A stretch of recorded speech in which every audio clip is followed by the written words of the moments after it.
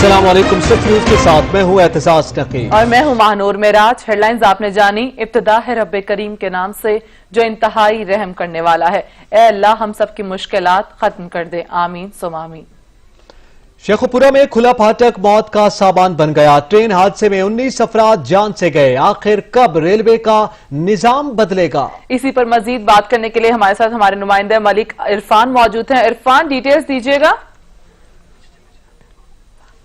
जी बिल्कुल, ये दुर्घटना वाला पोस्टर वापस शेखपुरा का यात्री रोड पर पहुंचा है, जहाँ पर चावल से फोटिकपुर ननकाना साहब फैमिली हादसे का शिकार हो गई।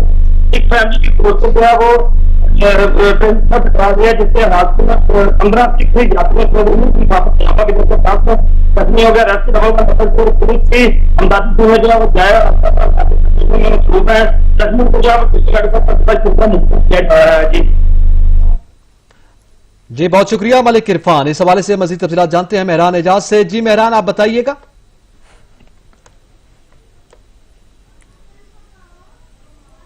मेहरान, मेरी आवाज सुन पा रहे हैं आप?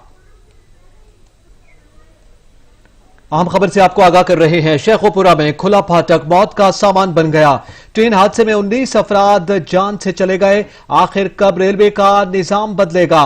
खुले फाटक मौत का दहाना साबित हो रहे हैं। शेखुपुरा में खुले फाटक ने 19 जिंदगियां निगल ली हैं। मरने वालों में सिख यात्री भी शामिल थे। फिर वही सकूत और फिर एक नए सानहे का इंतजार। आए दिन इन खुले फाटकों पे मौत रक्स करती है। इसी पर मजीद बात करेंगे हमारे नुमाइंदा मेहरान एजाज से। मेहरान, डिटेल्स दीजिएगा। जी बिल्कुल, शेखुपुरा में ट्रेन हादसा पेश आया है। एक कोस्टर पिशावर से ननकाना साहब फौजी पर आई थी, तो वापसी जाते हुए यहाँ पर ट्रेन की जिद में आ गई है। 4 सिख यात्री इसमें शहीद हो गए हैं। कहते हैं कि बताया है कि 19 अफराद टोटल हलाक हो गए हैं और 27 अफराद इसमें टोटल थे।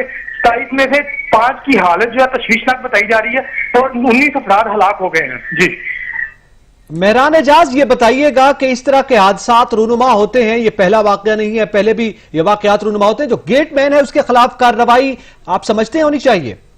जी बिल्कुल, इनके खिलाफ कार्रवाई होनी चाहिए। गेट वहां पर मौजूद था, लेकिन शायद वो कहीं पर उसका कहना है कि वो मैं थोड़ा सा दूर गया था पानी भरने के लिए, लेकिन वो वहां पर गर्मी की वजह से वहां पर छाता था, तो वो कहता कि मैं वहां छांव पर बैठा हुआ था, जिसकी वजह से ये मामला पेश आया है।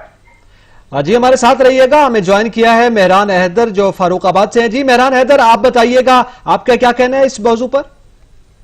जी, यात्री रेलवे फाटक पर सिख फैमिली की बस ट्रेन के साथ टकरा गई। खौफनाक हादसे के नतीजे में 19 मुसाफिर मौके पर जान बाज, जबकि 10 के करीब शदीद जख्मी हो गए। इतला वसूल होने पर रेस्क्यू 1112 ने जख्मियों को तिब्बी इमदाद के लिए डीएसपी अस्पताल मुंतकिल कर दिया। जराये के मुताबिक हादसा रेलवे फाटक खुला होने के बाद पेश आया। सिख फैमिली की बस पेशावर से ननकाना फौजी पर आए हुए थे कि रास्ते में हादसे का शिकार हो गई। जी 19 अफराद जाँ बहक हो गए हैं। इस हवाले से आप बताइएगा, ये कार्रवाई जाहिर है फाटक पे जो गेटमैन है उसके खिलाफ होती है, क्या उस हवाले से कोई कार्रवाई का आगाज हुआ है? जी अभी तो इब्तिदाई कार्रवाइयां जारी हैं। अन करीब ही जो जिम्मेदारान है उनके खिलाफ फौरी कार्रवाई की जाएगी। जी शेखुपुरा में खुला फाटक मौत का सामान बन गया। ट्रेन हादसे में 19 अफराद जान की बाजी हार गए। आखिर रेलवे का निजाम कब ठीक होगा? कब ये फाटक के मसाइल जो हैं हल हो सकेंगे? आज कोस्टर और जो है वो ट्रेन की जद में आ गई। 19 अफराद मौत के मुंह में चले गए और अभी तक किसी किस्म की कोई कार्रवाई अमल में नहीं लाई जा सकी है। इस हवाले से मजीद गुफ्तगू करते मसद लाइन पर मौजूद हैं अदनान आदिल। जी अदनान आदिल, आए रोज फाटक पर इस नोयत के वाकयात मुख्तलिफ शहरों में रूनुमा होते हैं। आप क्या समझते हैं वजारत रेलवे पर कितनी बड़ी जिम्मेदारी आयद होती है, मगर ताहाल हालात जूं के तूं हैं? देखिए, पूरे पाकिस्तान में रेलवे और सड़कों की जो है 2500 क्रॉसिंग्स हैं। उनमें से 1500 जगह ऐसी हैं जहाँ पे कोई फाटक नहीं है, वो लेवल क्रॉसिंग्स हैं। सड़क भी गुजरती है और ट्रेन का ट्रैक भी गुजरता है, वहां पे कोई फाटक नहीं है, कोई वहां पे गार्ड नहीं होता है। 70-72 साल इस मुल्क को बने हुए हो गए हैं, आज तक हम इन क्रॉसिंग्स के ऊपर जो है कोई बंदोबस्त नहीं कर सके कि कोई फ्लाईओवर बना दें, कोई फाटक बना दें, वहां पे लोग डिप्यूट कर दें। आए रोज ये हादसात होते हैं, हर साल कई दफा ये हादसे होते हैं और कीमती जानें जाया होती हैं। हजारों लोग इन हादसात में हलाक हो चुके हैं। तो बहुत सख्त नाअहली है ये रेलवे हुकाम की और जो सिटी गवर्नमेंट्स हैं, क्योंकि जो सिटी गवर्नमेंट्स हैं उनके तहत भी ये मामला आता है कि वो अपने शहर से जो गुजरने वाले रेलवे ट्रैक्स हैं या अपने कस्बात के करीब से जो गुजरने वाले रेलवे ट्रैक्स हैं वहां पर कोई बंदा तैनात करें, ताकि अगर वहां से कोई बस गुजर रही हो तो वो उसको रोके कि ट्रेन जब गुजर जाए तो फिर वो उसको क्रॉस करे। और जो हमारे बसें चलाने वाले ड्राइवर वगैरह हैं वो भी बहुत गैर मोहतात हैं।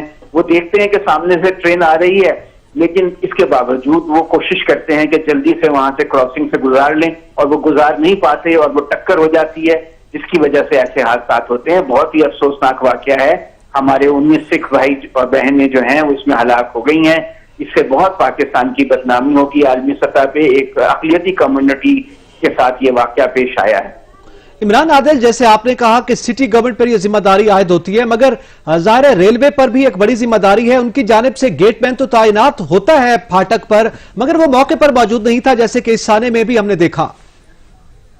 जी, ये तो देखिए ना, पूरे रेलवे का निजाम ही बहुत ही खराब हो चुका है। सुपरविजन नहीं है, अफसर अपने कमरों से निकलते नहीं है, चेकिंग नहीं करते हैं, नीचे करप्शन है, लोग ड्यूटी से गैर हाजिर हो जाते हैं। उसके सुपरिंटेंडेंट का काम था ना कि उसको चेक करे कि वो वहां ड्यूटी पे मौजूद है या नहीं है, कहीं ऐसा तो नहीं किसी अफसर के घर पे काम कर रहा हो वो बंदा। तो ये जो करप्शन ऊपर से नीचे तक फैल गई है सरकारी इदारों में, इसने बड़ी तबाही फैलाई है और बहुत सैकड़ों हजारों जानें इसमें जाया हुई होती हैं। आप देखिए वो पायलट का जो वाकया हुआ कि जहाज क्रैश हो गया और 97 जो कीमती लोग थे वो उसमें जहां बहाक हो गए कराची में। तो ये हर सरकारी इदारा, चाहे वो PIA हो, रेलवे हो, स्टील मिल हो, वो तबाही और बर्बादी का शिकार है करप्शन की वजह से, नाअहली की वजह से, बददियानती की वजह से। बहुत ही अफसोसनाक सूरत हाल है। बिल्कुल अफसोसनाक सूरत हाल है। अदनान आदिल साहब, रेलवे में हादसात के रोकथाम के हमेशा से दावे किए जाते हैं, लेकिन उस पर अमल दरामद नहीं किया जाता। हुकूमत इस पर तवज्जो क्यों नहीं दे पा रही? देखिए, हुकूमतें तो आज से नहीं, हम तो हमेशा से सुनते आ रहे हैं दावे। 70-72 साल हो गए हैं ये काम चल रहा है। ये सिर्फ दावे इसलिए करते हैं कि अवाम को बेवकूफ बना सकें, अवाम को लारा लगा सकें कि हम कुछ कर रहे हैं। कभी किसी अफसर को मुअत्तल कर देते हैं। आज भी उन्होंने डिविजनल सुपरिंटेंडेंट को मुअत्तल कर दिया है, कुछ अरसे में वो बहाल हो जाएगा, किसी और जगह उसको नौकरी पर लगा देंगे, किसी और जगह पोस्टिंग दे देंगे। ये तो सिर्फ अश्कशोई है, ये सिर्फ शलजुमों पे से मट्टी झाड़ने के लिए, ये लोगों को दिखाने के लिए बयानात हैं। अमलन ये कुछ नहीं कर रहे हैं। अगर ये अमलन कुछ करें तो ऐसे हादसात हो ही ना। आदिल साहब, आपने देखा कि आज वजीर रेलवे शेख रशीद अहमद ने एक और बड़ी पेशरफ्त हुई है वजारत रेलवे में। बुजुर्ग शहरियों का जो कोटा था वो खत्म कर दिया गया है। इस नौयत की पेशरफ्त तो बड़ी जल्दी हो जाती है, मगर इस दौरे हुकूमत में भी खाली देखा जाए तो बड़े रेलवे के हादसात जो है वो रूनुमा हो चुके हुए हैं, उस पर भी कोई कार्रवाई नहीं हुई। दूसरी जानिब जो हमारी ट्रैफिक का मामला है या ट्रांसपोर्ट की अथॉरिटी है, उस जानिब से भी कोई कार्रवाई अमल में नहीं लाई जाती। हाँ, 2 साल तो हो गए हुकूमत को। अब बहाने तो नहीं ये बना सकते कि हमें टाइम नहीं, माजी में ऐसा होता रहा है। इन्हें चीजें बेहतर बनानी चाहिए थी जो ये नहीं बना सके अब तक। अब वो बुजुर्गों का तो कोटा शायद इसलिए खत्म किया है कि जो कोरोना है उसकी वजह से वक्ती तौर पे बुजुर्गों को तो सफर करना ही नहीं चाहिए, वो बहुत रिस्क पे है। उनको जब तक वैक्सीन नहीं आ जाती बुजुर्गों को तो घर से बाहर नहीं निकलना चाहिए, सफर वगैरह से गुरेज करना चाहिए। तो उस वक्त तक ये उस कोटे की जगह और अपना रेवेन्यू, क्योंकि हालात तो अच्छे नहीं है, रेलवे के माली नुकसानात बहुत ज्यादा हैं, तो वो तो कोई खास ऐसी बात नहीं है। लेकिन ये कि मैं आपकी बात से इत्तफाक करता हूँ, 2 साल हो गए हैं, अब तक ये किसी भी निजाम में कोई बेहतरी नहीं ला सके। जी, बहुत शुक्रिया। अदनान आदिल हमारे साथ मौजूद थे। आज शेखुपुरा में खुले फाटक की वजह से 19 अफराद जाँ बहक हुए हैं। कोस्टर ट्रेन की जद में आ गई, जिसमें सिख यात्री भी शामिल थे। अक़लियतों के कुछ लोग जो हैं वो भी मारे गए, जिससे न सिर्फ दाखिली सतह पर बल्कि आलमी सतह पर भी एक बड़ी बदनामी हो सकती है। इस पर बड़ी कार्रवाई का और जामे किस्म की तहकीकात का मुतालबा किया जा रहा है। और आपको बताएं कि सैयद फखर इमाम इस वक्त मीडिया ब्रीफिंग दे रहे हैं। Established honorary colleagues from the government of Pakistan representing, and hopefully the kind of coordination, the kind of commitment, the dedication, the devotion they have shown will keep the challenge of locust at bay from Pakistan. Thank you very much.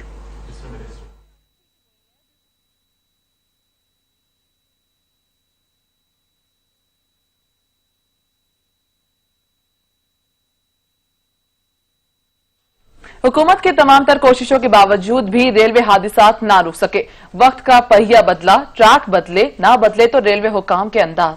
Sheikh Rashid के दौर में अब तक 100 से ज्यादा हादसात record का हिस्सा बन चुके हैं, लेकिन फिर भी रेलवे फाटक का निजाम बेहतर नहीं हो सका। मुताबिक शेख रशीद के वजारत रेलवे का कलमदान संभालने के बाद से अब तक 100 से जायद मुख्तलिफ नोयत के रेलवे हादसात पेश आ चुके हैं। रेलवे के खुले फाटक भी हादसात में इजाफे का मौजब बनते हैं। गुज़िश्ता हुकूमत के दौर में भी इन खुले फाटकों की वजह से कई खूनी हादसात रूनुमा हुए, लेकिन इनकी तादाद सिर्फ 14 रही। मौजूदा दौर में इन हादसात में यकदम इजाफा हुआ, जिन्होंने सैकड़ों लोगों के घर उजाड़ दिए। अवाम की तरफ से बारहा महकमा रेलवे से अपील की गई कि वो रेलवे फाटकों का निजाम बेहतर बनाने के साथ खुले फाटकों पर गेट लगाने के लिए भी इंतजामात करें, लेकिन अभी तक इस तरफ तवज्जो नहीं दी जा रही। ये महकमा रेलवे की अव्वलीन जिम्मेदारी है कि ऐसे हादसात की रोकथाम के लिए खुले फाटकों पर गेट नस्ब करे और उन्हें मुकर्रर वक्त पर खोलने और बंद करने वाले अमले की तैनाती अमल में लाई जाए, ताकि ऐसे खूनी हादसात में कमी लाई जा सके। ब्रेक के बाद आपको बताएं, लाहौर हाईकोर्ट की इंतजामी कमेटी ने वीडियो स्कैंडल की तहकीकात मुकम्मल होने पर नवाज शरीफ को सजा सुनाने वाले एहतसाब अदालत के साबिक जज अरशद मलिक को नौकरी से बरतरफ कर दिया। Chief justice Lahore high court justice Mohammad Qasim Khan की जेर सदारत इंतजामी कमेटी का इजलास हुआ, जिसमें justice Mohammad Amir Bhatti, justice Shahzada Ahmed Khan, justice Sajjad Ali Khan, justice Ayesha Malik, justice Shahid Waheed और जस्टिस अली बाकिर नजफी ने शिरकत की। इजलास में इंतजामी कमेटी ने वीडियो स्कैंडल की तहकीकात मुकम्मल होने पर नवाज शरीफ को सजा सुनाने वाले एहतसाब अदालत के साबिक जज अरशद मलिक को बरतरफी का फैसला सुनाया। जराये के मुताबिक जस्टिस सरदार अहमद नईम ने बतौर इंक्वायरी ऑफिसर अरशद मलिक को कसूरवार करार दिया। अरशद मलिक को वीडियो स्कैंडल सामने आने के बाद ओएसडी बना दिया गया था। अदालती फैसले पर शहबाज शरीफ ने भी इत्मीनान का इजहार कर दिया। साहबाल रेंटल पावर केस में राजा परवेज अशरफ की बरियत का फैसला चैलेंज कर दिया गया। इस्लामाबाद हाई कोर्ट में दायर दरखास्त में कहा गया कि एहतसाब अदालत ने फैसला सुनाते हुए कानूनी तकाजों को पूरा नहीं किया। रिपोर्ट करेंगे असलम खोकर। साहबाल रेंटल पावर केस में राजा परवेज अशरफ और दीगर मुल्जमान की बरियत का फैसला चैलेंज। नैब ने इस्लामाबाद हाई कोर्ट में ट्रायल कोर्ट के फैसले के खिलाफ अपील दायर कर दी। नैब की जानिब से दरखास्त में मौक़िफ़ अपनाया गया है कि एहतसाब अदालत ने फैसला करते हुए कानूनी तकाजे पूरे नहीं किए, इसलिए 25 जून के एहतसाब अदालत के फैसले को कलअदम करार दिया जाए। साहूवार रेंटल पावर रेफरेंस में साबिक वजीर आजम राजा परवेज अशरफ के साथ शरीक मुल्जमान में साबिक वजीर खजाना शौकत तरीन, साबिक MD पेप्को ताहिर बशारत चीमा, साबिक सेक्रेटरी पानी और बिजली शाहिद रफी और दीगर शामिल थे। साबिक वजीर आजम राजा परवेज अशरफ समेत 10 मुल्जमान को नैब तरमीमी आर्डीनेंस के तहत बरी किया गया था। मोहम्मद असलम खोकर, सच न्यूज, इस्लामाबाद।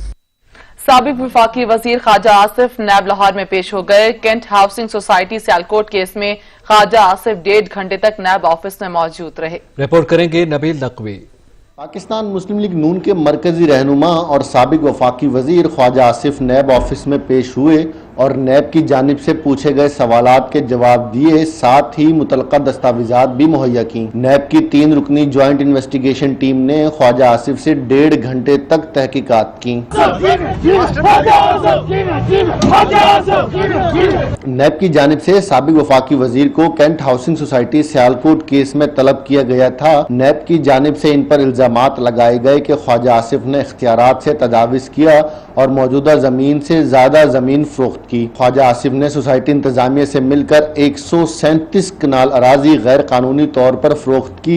नैब की जानिब से सवालात किए गए कि कैंट हाउसिंग सोसाइटी में की गई इन्वेस्टमेंट के जराए क्या हैं, बताया जाए। सोसाइटी में आपने और अहले खाना ने कितनी इन्वेस्टमेंट की। आज से पहले नैब लाहौर की जानिब से ख्वाजा आसिफ को 26 जून को तलब किया गया था, मगर बजट सेशन में मसरूफ होने के बाइस ख्वाजा आसिफ पेश नहीं हो सके। नबील नकवी, सच न्यूज, लाहौर। सिंध हुकूमत के वज़रा इस वक्त न्यूज कॉन्फ्रेंस कर रहे हैं। करनी होती है इनके अंदर प्रॉब्ली इशू यही है कि इनको अपनी पॉइंट स्कोरिंग के लिए बस किसी ने कागज थमा दिया, किसी ने व्हाट्सएप दे दिया, उन्होंने कहा जी ब्रेकिंग न्यूज बन जाएगी, बस बात कर लो। तो जल्दबाजी में चीजें कर जाते हैं, चीजें देखते नहीं है कि कौन सा ऑफिशियल डॉक्यूमेंट है कौन सा नहीं। देखिए, उसूली एतबार से अगर कोई मामला जिसको अदालत ने तय करना है, कोई एक हाई लेवल की GIT बनी है, एक हाई लेवल की इंटेरोगेशन हुई है, अगर आप उस रिपोर्ट को फौरी तौर पर पब्लिक कर देंगे तो बहुत सारे अंदर उसके अंदर ऐसे एस्पेक्ट होते हैं जो कि फौरी तौर पर शायद पब्लिक नहीं करने चाहिए, राज होते हैं वो। ताकि आप उन चीजों को, मुहरकात को पकड़ सकें और पकड़ने के बाद कार्रवाई की जा सके, ताकि आप लोगों को चौकन्ना ना करें। इस वजह से इन चीजों को कॉन्फिडेंशियल रखा जाता है, इन डॉक्यूमेंट्स के ऊपर सीक्रेट लिखा जाता है। लेकिन जब आपकी खुद बनाई हुई जीआईटी, क्योंकि आप ट्रांसपेरेंट इन्वेस्टिगेशन में बिलीव करते हैं, आप रूल ऑफ लॉ में बिलीव करते हैं, अगर उसको कोई इंजीनियर करता है, उसको कोई फोर्ज करता है,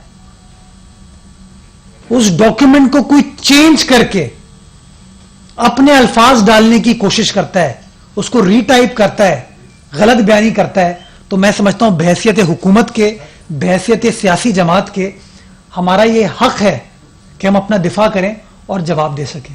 तो चूंकि वो बार बार गैर जिम्मेदारी का मुजाहरा कर रहे थे, चूंकि वो ऑफिशियल अहम फोरम्स पे गलत डॉक्यूमेंट शो कर रहे थे और ये इंप्रेशन दे रहे थे कि उनके पास जो डॉक्यूमेंट पड़ा हुआ है वो जेन्युइन डॉक्यूमेंट है, उस चीज को, उसकी नफी करने के लिए और रिकॉर्ड की दुरुस्तगी के लिए पीपल्स पार्टी ने इन 3 जीआईटीज को पब्लिक करने का फैसला किया। लेकिन आज भी हमारा पॉइंट ऑफ व्यू ये है कि we should be careful in making these documents public, क्योंकि ये ना हो कि हम लोगों को चौकन्ना कर दें कि तुम्हारे खिलाफ ये शवाहिद अभी इकट्ठा हो गए, तुम भाग जाओ।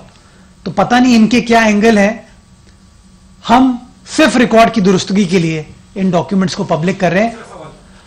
जो गैंग वॉर के हवाले से है, देखिए इसी सिंध हुकूमत ने कराची टारगेटेड ऑपरेशन किया, इसी सिंध हुकूमत ने कराची की रोशनियों को बहाल किया था। और अगर कुछ लोग कराची की रोशनियों के खिलाफ साजिश करने की कोशिश करें तो इंशाअल्लाह उन लोगों के खिलाफ भी यही सिंध हुकूमत खड़ी होगी। और इंशाअल्लाह जो अमन पाकिस्तान पीपल्स पार्टी ने सारे सिंध में मिसाली अमन कायम किया था, जो शख्स भी उसके खिलाफ साजिश करने की कोशिश करेगा उसके खिलाफ सिंध गवर्नमेंट खड़ी होगी। ये करके मैं आ रहा हूं, ये करके आ रहा हूं मैं। अब आप जब ये डॉक्यूमेंट अवाम के सामने ला रहे हैं तो लाजमी इस जीआईटी में कुछ लोगों को जिम्मेदार ठहराया गया। कुछ सन बल्दिया वाकया जो बल्दिया हुआ था उसमें कुछ जिम्मेदारान का तायन भी किया गया है, मोराई ने भी किया है और खुद उज़ैर बलोच की इस जीआईटी। कल आप ये जीआईटी जब शाया करेंगे अपनी वेबसाइट में तो क्या आवाम इस बात के हक में जानिब नहीं होंगे कि जो जिम्मेदारान है वो सिंध हुकूमत उनके खिलाफ कार्रवाई करे, जब आप ये ओपन कर ही रहे हैं कि जी इस जीआईटी में फला आदमी कसूरवार है, इतने कत्लों में मुलविस है, साना जो कि अभी तक लोग। इस्लामाबाद के मुख्तलिफ इलाकों में जगह जगह गंदगी के ढेर हैं। बदबू और ताफुन फैलने से शहरियों को मुश्किलात का सामना है। शहरियों का कहना है कि कई बार इंतजामिया को सूरत हाल से आगाह किया लेकिन कोई सुनवाई नहीं हो रही। मजीद जाने की अलमदार बलोच से जो इस वक्त नवाही इलाके तरलाई में मौजूद हैं। अलमदार बताएगा तरलाई के इलाके में सफाई न होने से शहरियों को किन मुश्किलात का सामना है? जी बिल्कुल, देखिए इस्लामाबाद का ये एक नवाई इलाका है, यहाँ पर हम मौजूद हैं। यहाँ पर हमें जो है जगह जगह गंदगी के ढेर नज़र आ रहे हैं। जो मेन रोड है, लातरार रोड है, जो इस इलाके को लगता है जहाँ से शहरी निकलते हैं, और इस रोड पे काफ़ी एक बड़ी ट्रैफिक लोग यहाँ से गुजरती है और लोग भी काफ़ी तादाद में यहाँ से गुजरते हैं। इस पे हमें देखा है कि जगह जगह हमें गंदगी के ढेर नज़र आए हैं। मैं अपने कैमरामैन हुसैन बलगारी को कहूँगा कि ये मनाजिर आपको दिखा पाएँ कि ये इस वक्त ये इलाका तरलाई का इलाका है और यहाँ पर ये रोड है और ये मनहिका, इसके साथ ये गंदगी के ढेर लगे हुए हैं, जिसकी वजह से यहाँ पर जो शहरी हैं उनको सख्त तकलीफ और मुश्किलात का सामना करना पड़ता है। ताफुन और बदबू फैल रही है, जिसकी वजह से जो मुख्तलिफ मूजी बीमारियाँ हैं वो जो है फैलने का खदशा जो है वो बढ़ गया है। यहाँ पर जो शहरी थे उनसे हमारी जब बात हुई है तो उनका कहना है कि हमारी बारहा जो मुतल्लिका इदारे हैं, जो मुंतखब बल्दियाती नुमाइंदे हैं और जो अवामी नुमाइंदे हैं, उनसे हमारी बात हुई है लेकिन कोई सुनवाई नहीं की। हमने बारहा उनकी तवज्जो इस तरफ दिलवाई है कि जो है वो सफाई का इंतजाम को बेहतर किया जाए, जो जगह जगह गंदगी के ढेर लगे इनको उठवाया जाए ताकि मुश्किलात जो है वो आसान हो। शहरियों को कहना है कि वक्ती तौर पे तो हमें कहा जाता है कि हम इंतजामात करते हैं, सफाई के बेहतर इंतजामात कर रहे हैं, लेकिन ये सिर्फ दावे और वादों तक महदूद है, चाहे वो मुतल्लिका इदारे हैं या अवामी नुमाइंदे हैं या बल्दियाती नुमाइंदे हैं। कोई सफाई का इंतजाम जो है वो नहीं किया जाता। अब शहरियों का कहना है कि हमारी मुश्किलात बढ़ती जा रही हैं और साथ साथ जो कोरोना की सूरत हाल है और साथ जो मुख्तलिफ मूसी बीमारियां फैलने का खदशा है, तो एक मरतबा फिर शहरियों ने यही अपील की है कि जो मुतलका इदारे हैं, अवामी नुमाइंदे हैं, वो अपनी जिम्मेदारी पूरी करें और शहर की सफाई मुतलका इदारों और अवामी नुमाइंदों को अपनी जिम्मेदारी पूरी करनी चाहिए। अलमदार बलोच हमें आगाह कर रहे थे, शुक्रिया आपका। मॉनसून आने को तैयार, लेकिन कराची के नाले अब तक साफ नहीं किए गए। मुतालिका हुकाम ने हुकूमत के अहकामात को हवा में उड़ा दिया। इस वक्त नुमाइंदा STV अता हुसैन मंजूर कॉलोनी नौले पर मौजूद हैं, उनसे मजीद जानते हैं। जी अता हुसैन। आज मानसून शुरू होने को है, लेकिन बल्दियाती इदारे और इससे मुताल्लिका इदारे जो हैं अब तक नहीं जागे, जिसका नतीजा जो है आवाम को भुगतना पड़ता है। शहर के बेशतर नाले जो हैं, गुज्जर नाले समेत दीगर नाले जो हैं वो गंदगी से भरे हुए हैं, उनको अब तक साफ नहीं किया गया है। हालांकि मानसून भी शुरू होने को है, बारिशों की भी पेशनगोई कर दी गई है, उसके बावजूद भी शहर के बेशतर नाले जो हैं वो गंदगी से भरे हुए हैं। इस वक्त मैं मंजूर कॉलोनी के नाले पर मौजूद हूँ। मेरा कैमरामैन ने आपको दिखाया नाले की सूरत हाल बिल्कुल अब तक है, कचरा भरा पड़ा हुआ है, कोई सफाई नहीं की गई है। हालांकि इस नाले के साथ ही जो है रिहायशी आबादी कायम है, जहाँ पे अगर ये नाला ओवरफ्लो होता है तो इसका पानी जो है लोगों के घरों में दाखिल होने का खदशा है। जबकि गुज़िश्ता बरस भी ऐसे ही वाक़या हुआ था कि जब नाला ओवरफ्लो हुआ था कि लोगों के घरों में पानी दाखिल हो गया था, लोग नकल मकानी करने में मजबूर हो गए थे। ये नाला महमूदाबाद से होता हुआ मंजूर कॉलोनी और कयूमाबाद तक ये नाला जाता है, जबकि गुज़िश्ता कुछ रोज़ कबल ही जो है वज़ीर आला सिंध ने कमिश्नर कराची को हुक्म दिया था कि तमाम तर नालों की सफाई की जाए, लेकिन अब तक किसी भी नालों की सफाई नहीं की गई है। नालों की सफाई के लिए हर साल जो है फंड रिलीज किया जाता है, लेकिन वो पैसा कहाँ जाता है इसका अब तक किसी को भी नहीं मालूम है। जी सही, बहुत शुक्रिया अता हुसैन। कोरोना के बाद कावासाकी बीमारी ने जन्म ले लिया है। रावलपिंडी के होली फैमिली अस्पताल में एक बच्चे में कावासाकी की अलामात पाई गई हैं। बच्चे के टेस्ट किए जा रहे हैं। 100% कंफर्म नहीं कहा जा सकता कि ये कावासाकी बीमारी का मरीज है। मजीद जानेंगे सुहेल राजा से। जी सुहेल। जी बिल्कुल, मुल्क भर की तरह रावलपिंडी, कराची और लाहौर में एक नई बीमारी ने कोरोना के बाद जन्म लिया है। उस बीमारी को जो है वो कावासाकी बीमारी का नाम दिया जा रहा है, जबकि ये अमूमन 5 से 10 साल के जो बच्चे हैं उनमें पाई जाती है। रावलपिंडी में भी MS से हमारी बात हुई तो उनका कहना है रावलपिंडी में एक जो है बच्चे में ये अलामात पाई गई हैं, लेकिन 100% कन्फर्म नहीं कहा जा सकता ये कावासाकी बीमारी का पेशेंट है। इसके साथ साथ अगर हम बात करें डॉक्टर्स की, तो डॉक्टर से हमारी बात हुई, उनका कहना है कि कावासाकी की बीमारी की अलामात में जो है वो गुर्दे में सूजन और इसके अलावा जिस्म में सूजन और होंठ और जो आपके का लाल हो जाना और जिस्म से स्किन का उतरना जो है वो इनकी अलामात में पाई जाती है। और बच्चों को बुखार हो जाना ये भी इनकी अलामात में से है। और डॉक्टर्स का ये भी कहना है कि कोरोना के जिन बच्चों में कोरोना वायरस होगा उसके बाद ये उन्हीं बच्चों में जो है ये अलामात जो है वो कावासाकी बीमारी की तशखीस पाई जाएगी। इसके अलावा उमूमन दूसरे जो बच्चे हैं जिनमें कोरोना वायरस की तशखीस नहीं पाई गई उनमें ये बीमारी नहीं हो सकती। जिनको कोरोना वायरस होगा सिर्फ उन्हीं बच्चों में ये बीमारी पाई जा सकती है। अभी तक रावलपिंडी में एक केस सामने आया, लेकिन अभी डॉक्टर्स ने यही कहना है 100% कंफर्म नहीं हम कह सकते, टेस्ट किए जा रहे हैं, उसके बाद ही कंफर्म कहा जाएगा कि ये कावासाकी के मरीज हैं या नहीं। जी बहुत शुक्रिया सुहेल राजा। सिंध के जिला थरपारकर में ग़ज़ाई किल्लत और वबाई अमराज के बायस नौनिहालों की हलाकत का सिलसिला ना रुक सका। मजीद 3 कलियां मुरझा गईं। माई भागी के देश में मौत का रक्स जारी है, जिसके बायस कमसिन कलियां मुरझा रही हैं। थर की फजाओं में तो जैसे मौत रच बस चुकी है। बच्चों की अमवात के साथ साथ हुक्मरानों की बेहिस्सी भी उरूज पर पहुंच चुकी। तमाम तर हुकूमती दावों के बावजूद आज भी थर में 3 नई जिंदगियों के चिराग गुल हो गए। जून और जुलाई में ग़िज़ाई किल्लत से जाँ बहक होने वाले बच्चों की तादाद 68 हो गई। रवां साल ग़िज़ाई किल्लत से जाँ बहक होने वाले बच्चों की तादाद 380 हो गई।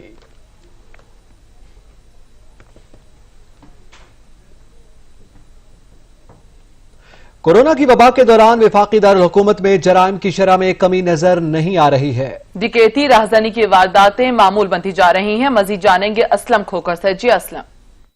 जी बिल्कुल, वफाकी दारुल-हुकूमत इस्लामाबाद में अगर हम क्राइम की बात करें तो कोरोना के दिनों में भी क्राइम में जो है वो कमी हमें नज़र नहीं आ रही। शुरू के दिनों में जो कुछ कमी थी, लेकिन उसके बाद दोबारा से जो क्राइम की शरह है वो बहुत ज़्यादा हमें नज़र आई। यहाँ पर राहजनी डकैती की जो वारदातें हैं वो बहुत ज़्यादा बढ़ गई हैं। लोगों को राह जाते हुए जो है वो लूट लिया जाता है। इसके साथ साथ घरों में भी मुनज़्ज़म जो ग्रोह हैं वो हमें नज़र आ रहे हैं कि घरों में वो जाते हैं और वहाँ से कीमती सामान जो है वो चुरा कर ले जाते हैं। इसके साथ इस्लामाबाद पुलिस का ये दावा तो है कि वो क्राइम पर कंट्रोल करे, लेकिन इस हवाले से ये भी सूरत हाल है कि अब जो इस्लामाबाद पुलिस खुद जो है महफूज नजर नहीं आती। गुज़श्ते दिनों जो है यहाँ पे दो जो जवान थे उनको शहीद कर दिया गया था, और 2-3 दिन पहले इस्लामाबाद ट्रैफिक पुलिस का एक जवान है उसको भी गोली लगी, जिसके बाद वो शहीद हो गया है। इस्लामाबाद पुलिस जो है वो कार्रवाइयाँ तो जरूर कर रही है, लेकिन इसमें मसाइल हमें नजर आ रहे हैं। सबसे बड़ा मसला जो नजर आ रहा है वो, अगर मैं बात करूँ थाना बनीगाला की या चक शहजाद के इलाके की, तो यहाँ पर जो कब्जा माफिया है वो बहुत ज्यादा मुतहरिक नजर आता है, जिसमें बाअसर लोग जो हैं वो यहाँ पे इन चीज़ों में मुलविस नज़र आते हैं। लोगों की काफ़ी शिकायत भी हैं, लेकिन वहाँ पे पुलिस जो है हमें बिल्कुल नज़र नहीं आती इन तमाम तर चीज़ों में कि वो कोई कार्रवाई करे। ऐसे वाक़यात जो ज़्यादातर जो इस्लामाबाद के जो मज़ाफ़ात के इलाके हैं, जिनमें चिराग का इलाका है, इसके अलावा और जो इलाके हैं जो अलीपुर फराज की अगर मैं बात करूँ तो यहाँ के इलाके हैं, यहाँ पे लोगों को बहुत ज़्यादा मसाइल का सामना है। मनशियात बहुत ज़्यादा इशू बना हुआ है इस्लामाबाद पुलिस के लिए।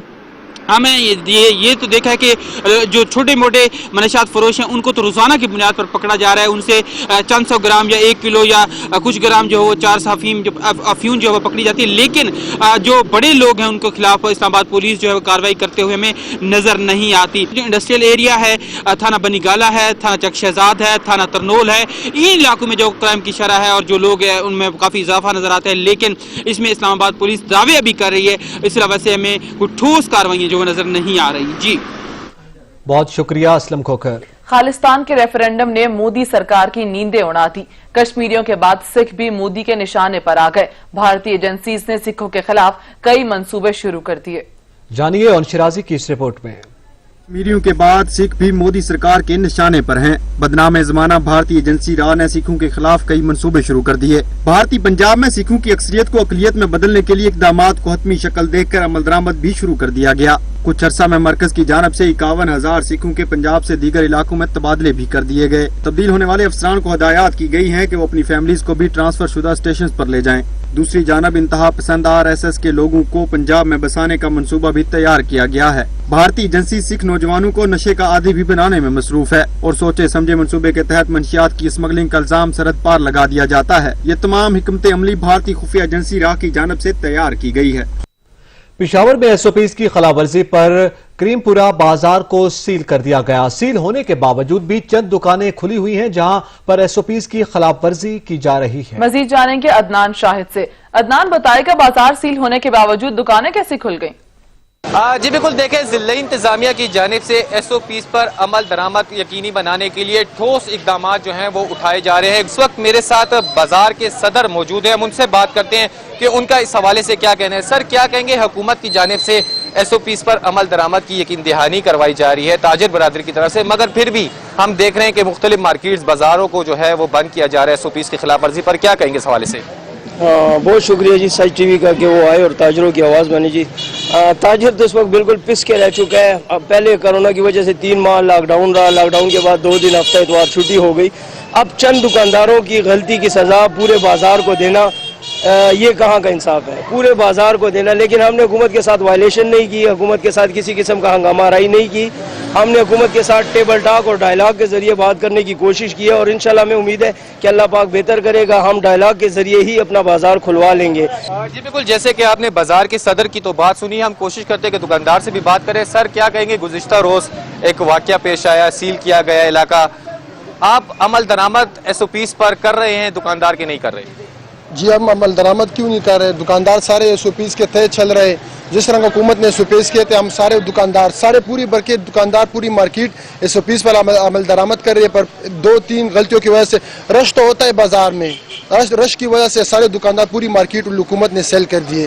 तो बराए मेहरबानी करके हम SOPs पर पहले से भी अमल कर रहे हुकूमत अगर और कुछ कहे तो हम उस पर भी अमल कर तैयार है, पर हमारी दुकान मार्केट जो होती है करीमपुरे की मार्केट खोल दे, बड़ी मेहरबानी होगी हुकूमत की। जी बिल्कुल, जैसे आपने दुकानदार की भी बात सुनी, उनका यही कहना है कि अमल दरामद किया जा रहा था, रश बढ़ जाने की वजह से जो है जिला इंतजामिया और खासतौर पर असिस्टेंट कमिश्नर की जानिब से बाजार को जो है वो मुकम्मल तौर पर सील किया गया। मगर जब ताजिर बरादरी ने हुकूमत से यही मुतालबा करी है कि पूरे हफ्ते में।